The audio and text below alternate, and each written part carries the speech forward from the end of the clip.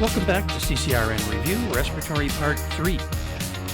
Continuing where we left off with our pleural issues, this is a hemothorax, and with a hemothorax we'd expect that blood by gravity is going to go down to the bases of the lungs, so that's where we would anticipate seeing our problems first.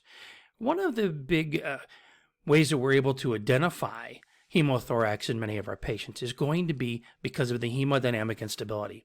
So remember that we have an area here that has negative pressure in it. We have a suction that's actually in this area, and it's going to encourage the patient to continue to bleed until we reach so much blood in that pleural space that it starts to clot off that bleeder. So typically these can bleed quite a bit and cause the patient to become hemodynamically unstable. Also, we have that fluid that's pressing on the lung, pressing on the mediastinum, and could be causing additional hemodynamic issues. On the left side, most of them are going to be coming either from the rib fracture or from the lung itself. On the right side, it's almost always going to be a rib fracture, some from the pulmonary, from the lung itself, and then some from the liver.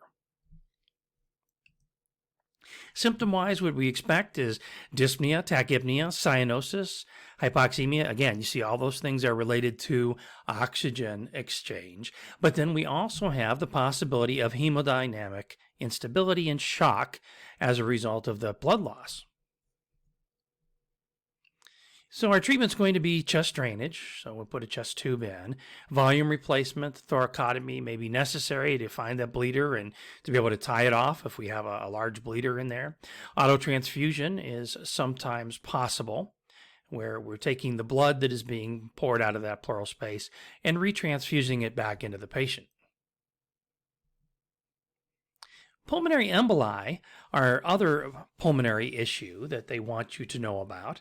A pulmonary embolism is a third most common cardiovascular disease. So this is a very common problem that you may see. A lot of these go undetected, and it's kind of interesting that we find them because we're doing some kind of a scan, maybe a CT scan looking for something else, and we find a pulmonary emboli. What happens with a pulmonary embolus is we have an alteration in our ventilation and perfusion. So you may have heard this before as a VQ scan. And a VQ scan, that's what it does, is looking at the ventilation, it's looking at the perfusion. So we kind of take the two images and place them on top of each other and see if they match up. So the picture to the right is showing our embolus. So here we have an embolus in the pulmonary vasculature. Okay, remember, this is the vasculature, this is not the airways. So we have ventilation, air is moving in and out of the lung. Even in that area that's not being perfused, we still have ventilation. However, that area is not being perfused, so it's not going to participate in gas exchange. Even just the fact that there is an embolus in the pulmonary vasculature, even if the patient is not becoming hypoxic, is not having any kind of other physiologic symptom, just the fact of having an embolus there is going to cause the patient to feel like they need to increase their respirations. So the receptors in the vasculature are going to say, hey, we're not getting enough blood flow down here, and you need to breathe faster. Okay, can't do anything about removing the emboli, but what it can do is it can have you breathe faster. So that's one of the primary symptoms we see. The other primary symptom that we can see even in silent PEs is take a look at that heart again. The right side of the heart has to pump against that thing. So we have a narrowed vasculature, the right side of the heart is having to pump against. Keep in mind that our electrical system of the heart is on the right side. So it stimulates that electrical system and says, hey, we need to pump harder, we need to pump faster, we need to be able to move this fluid that we're getting, and we're running into a roadblock downstream. So you start to see some tachycardia. That tachycardia may be one of the first symptoms that you see in a patient who has a PE. Remember again, the problem here is a lack of perfusion. It's not a lack of ventilation. The ventilation part is going fine, it's the perfusion part that's a problem. So this is just another diagram here illustrating how the embolus goes, typically from the legs. So the embolus is going up through the vasculature. As it's going up through the femoral vein and up into the inferior vena cava, superior vena cava, as it's starting to move through the vasculature, those vessels keep getting bigger, bigger, bigger, bigger. Heart is even bigger yet. And then it hits the small vasculature of the lung and gets stuck.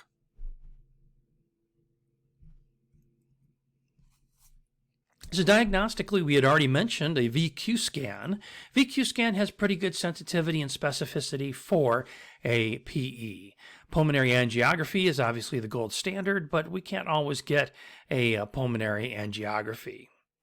CTA, that's another possibility, or Doppler ultrasound. There's a high degree of correlation between a Doppler, positive Doppler showing blood clots in the legs, and the patient who has some risk factors for PE.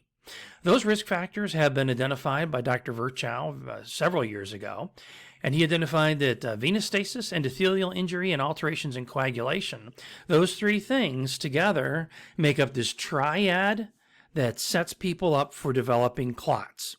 Now, Virchow's triad is not specific to PE, it's specific to clots, developing clots. So, keeping that in mind, we're going to say, all right, well, we're looking for Virchow's triad risk factors. If the patient has a Doppler and we're showing a clot in the leg and the patient's having symptoms associated with a PE, such as tachycardia and tachypnea, we got to be thinking about PE. Lab-wise, we can take a look at our CBC and our H&H, etc. These would help to rule out some other problems. So help to rule out pneumonia, help to rule out maybe that the patient's anemic, and that's why they're breathing faster and tachycardic. PT-PTT, maybe the patient's got an underlying clotting disorder, and that's why we're getting this clotting here. A D-dimer. Now, remember again that D-dimer is an enzyme that is released after there's a clot. So it's part of the process of breaking down clots. So after the clot is formed, then we have D-dimer and we have other fibrolytic enzymes go out there and break those clots down. So we measure D-dimer and we find out that, well, okay, the D-dimer is high and you have a Virchow's triad of risk factors. Put those things together and you've got pretty good sensitivity and specificity about this patient having a pulmonary emboli. So when they say that the D-dimer is only about 40% specific for a PE, we're talking about D-dimer independently. But if you put that together with symptoms and you put it together with Virchow's triad of risk factors, you've got a very good specificity. This is the pulmonary embolism rule-out criteria.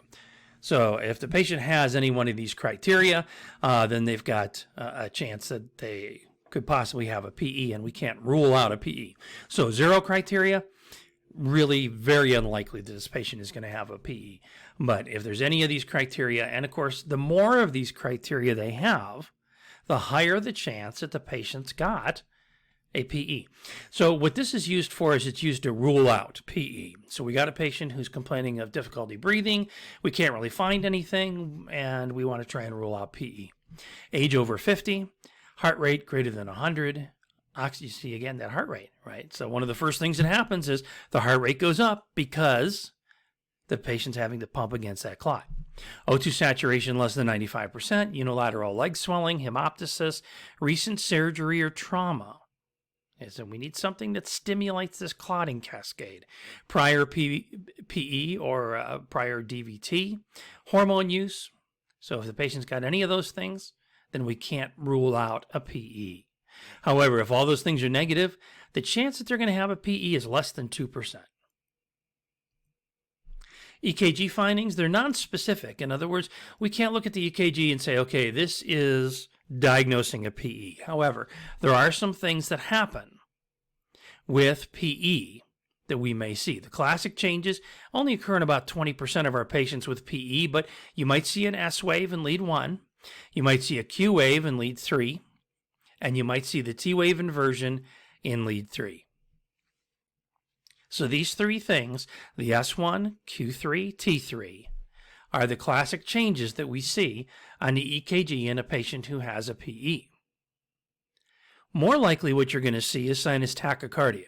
Sometimes we'll see some right-sided strain on our 12 lead, or we might see a right bundle branch or a new onset of atrial fib. Sinus tach, new onset of atrial fib, in other words, tachycardia, is going to be our best cardiac finding.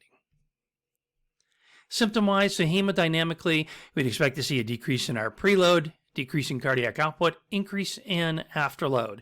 So what's happening is that the left side of the heart is not getting as much fluid as it should because the right side has to pump against that narrowed vasculature. So our cardiac output goes down, and then we get vasoconstriction, and that's increasing our afterload. In our blood gases, initially we're going to have an increase in our pH. So initially we're going to have a respiratory alkalosis. As the patient starts to decompensate, we'll move into a respiratory acidosis.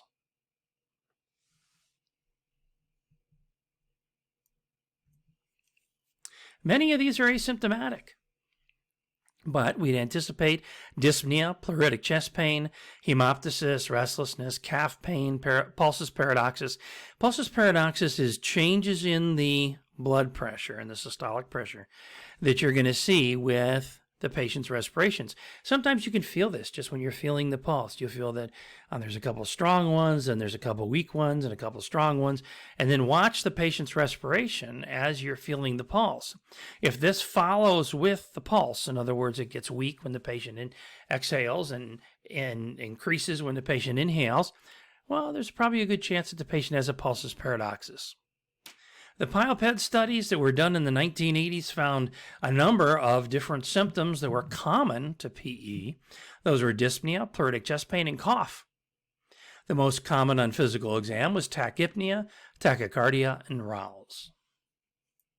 Now what we're seeing here is an arterial line, and this arterial line, the red one across the middle here, it's showing us that this pulsus paradoxus, where you see how that systolic blood pressure is higher and then it drops down, then it goes back up and it drops back down. And we see these in our patients pretty consistently, maybe not to this extent. This is pretty profound. So this is a patient who has a pulmonary embolus, and you can see the pulsus paradoxus going on. Typically, what happens is that when the patient takes a breath in, there is going to be more negative pressure in the chest, which pulls more fluid up back to the chest and back to the heart, so the heart has more fluid to pump, so our blood pressure goes up. As the patient exhales, you'll see the blood pressures go down. In patients who have positive pressure in their chest, either because of asthma or because of positive pressure ventilation, we can see the reverse phenomena occur, where the blood pressure is actually higher when the patient exhales and lower when the patient inhales. So our management for PE will include a ventilatory support, oxygen therapy, circulatory support. Remember, this is a circulatory problem primarily.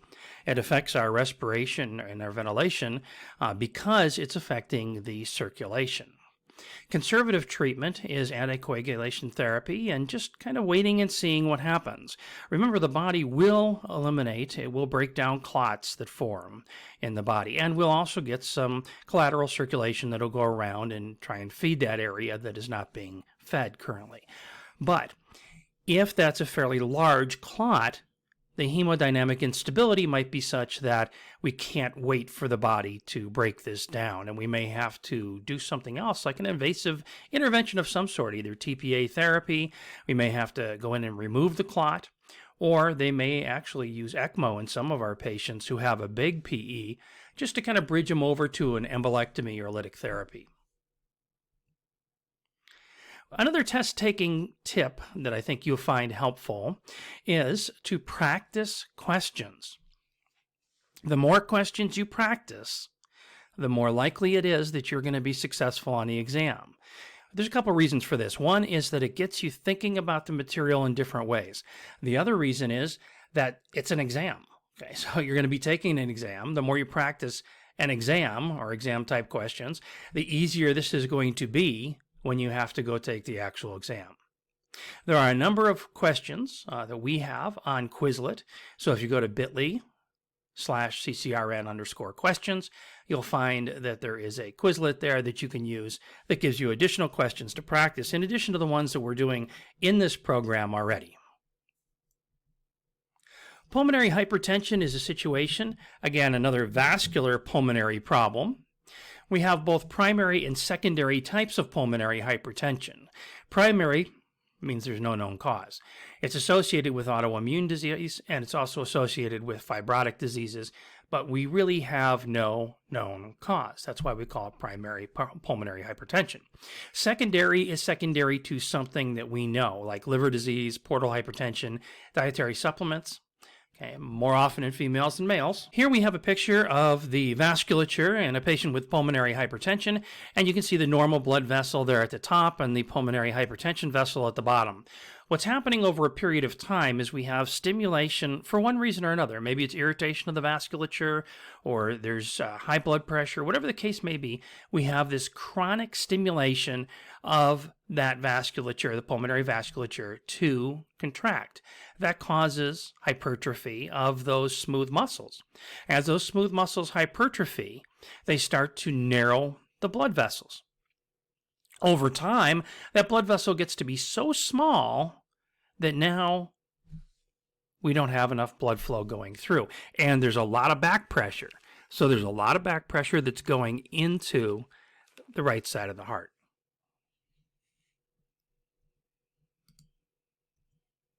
Symptom-wise, anticipate dyspnea. So in about 60% of our patients, the presenting symptom is going to be dyspnea. Now remember again that this typically is not an acute onset kind of disease. So we have this hypertrophy of the vasculature happening over a long period of time, usually years, if not decades.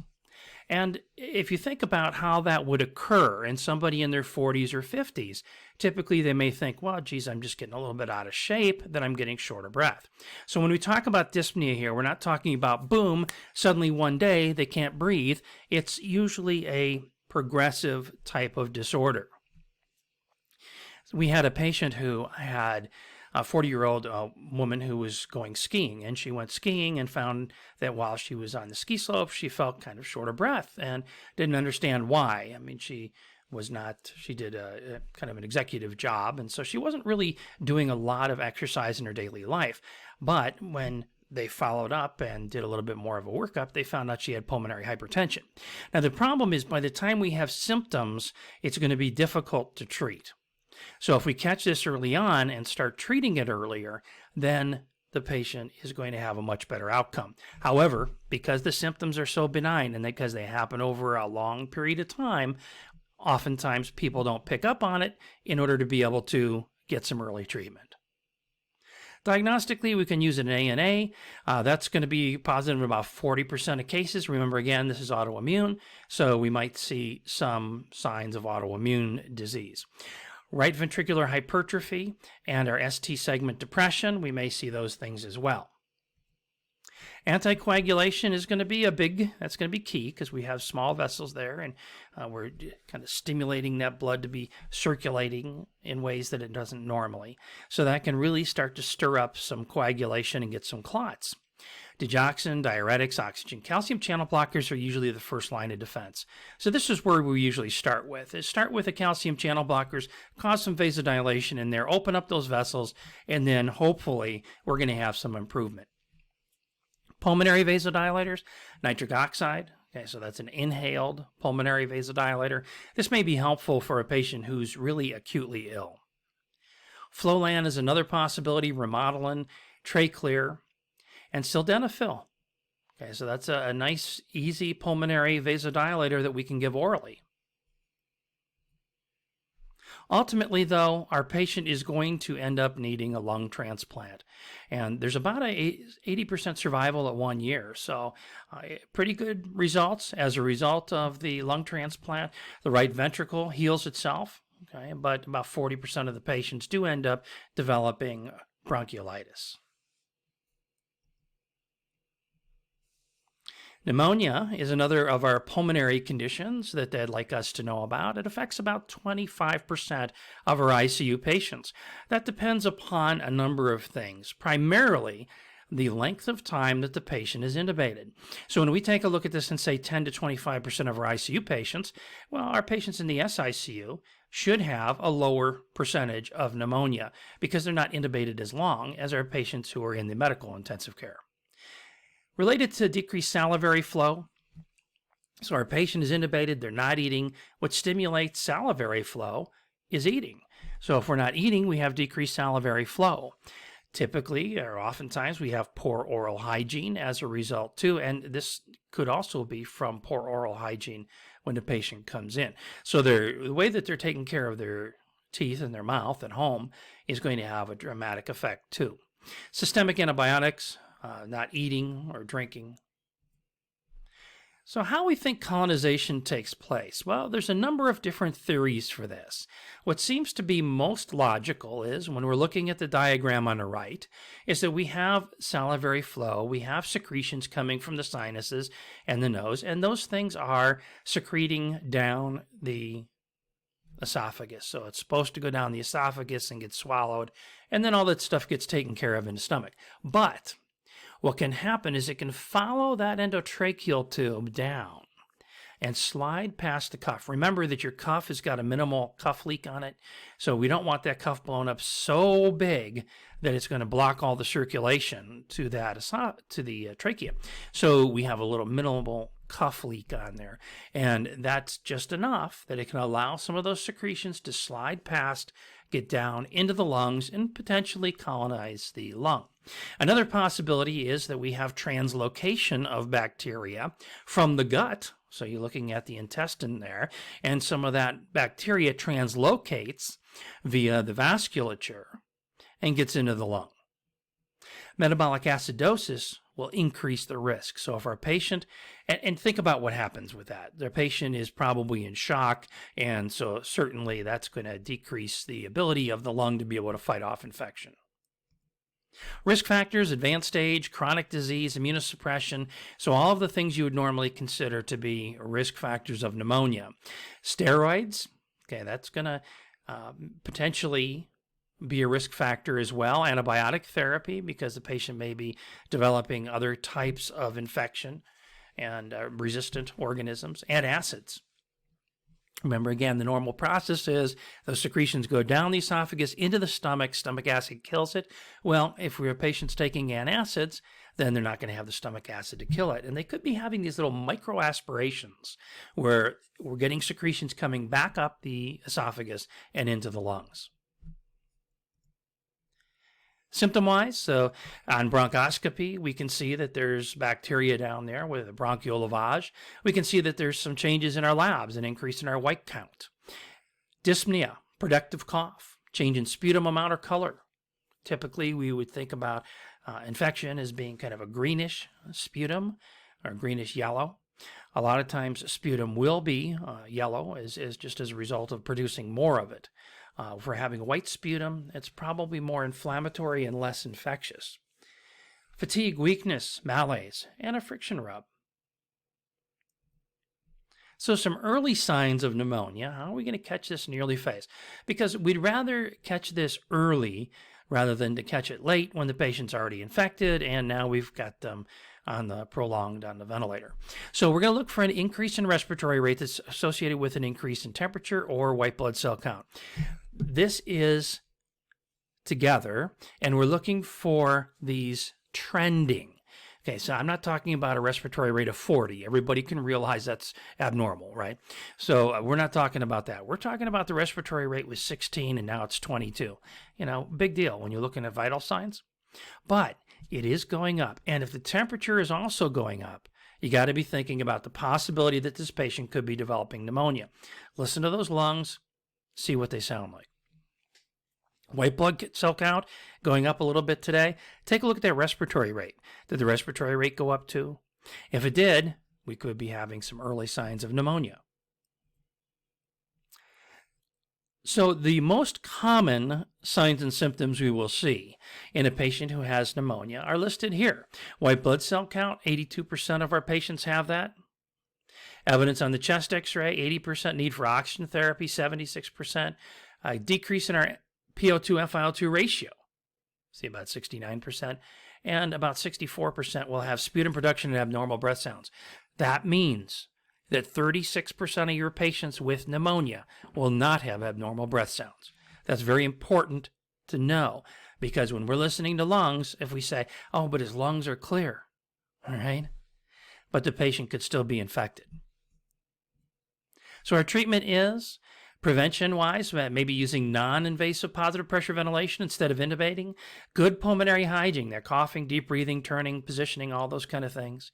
Care of our equipment, making sure we're keeping the equipment clean and that we're not potentially introducing any pathogens. Good hydration for the patient, antibiotics. Consider rotating our antibiotics. Some hospitals will do this to try to prevent the patient from developing resistant type infections. Another test-taking tip. If you don't know the answer, guess. Why not? You've got a lot of experience. A lot of times your experience, kind of your gut, knows something but can't put it into words, can't put it into the context where you can pull it out and you could actually say something about it. But you know it's the right answer. So if you don't know what the answer is, guess. Or if you don't have that gut feeling about an answer, eliminate the incorrect answers. So if you know that 2 of those answers are obviously incorrect, okay, now you got a 50-50 chance. That's a pretty good chance. If you had a 50% chance of winning the lottery, you'd probably be down there tonight buying tickets. Well, thank you for joining me for part 3 of respiratory for the CCRN review. Let's move on to part 4. Keep going. You're doing great.